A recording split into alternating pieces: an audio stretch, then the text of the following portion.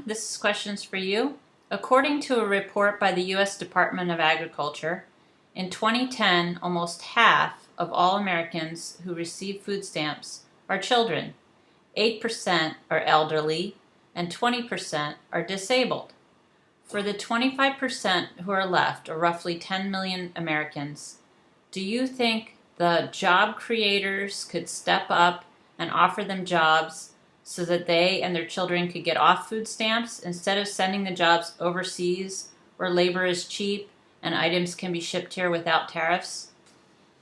That's right at the top of my list. We have to put American people back to work making products for America. When I go shopping for clothes, I see it was made in Vietnam, it was made in Afghanistan, it was made in Kazakhstan. But can you make the job creators create jobs? Is it possible for a president to make the job creators create jobs? Sure. And how do you do that? It's very simple. Congress has the right to control imports and exports. They're not doing anything.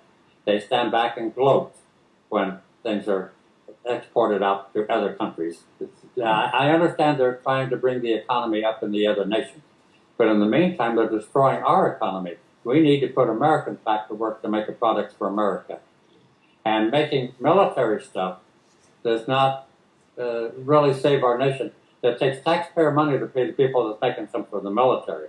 I want them making refrigerators and electronic equipment and the bicycles. You go buy a bicycle for your kid and now you find it's made in China, not in Akron, Ohio. You go to buy tires, such as Yokohama tires or something from Japan or some other country. Okay. You know, you don't see many Goodyear or Firestone tires like that offered anymore. It's all some foreign manufacturer. JL? Imports put people back to work in America. Okay. JL? Yes. Once again, this goes back to the corruption in Congress and their lobbyists, where they're allowed to take the kickbacks for allowing the U.S. corporations to manufacture overseas import and kill our jobs, all in the name of, some of it in the name of saving the U.S. ecology or the American pollution, land, whatever they want to call it. It's all wrong. The president cannot force U.S. companies to stay in the USA and manufacture, but we can inspire. In fact, I've formed a nonprofit called the Wheeler Initiative Association.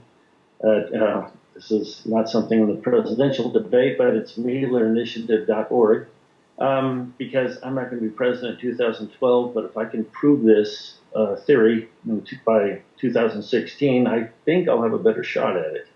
And besides that, we need jobs, and this is paid jobs training. This is business funding. This is working with the government programs to get the money out there to the people that really want to do something.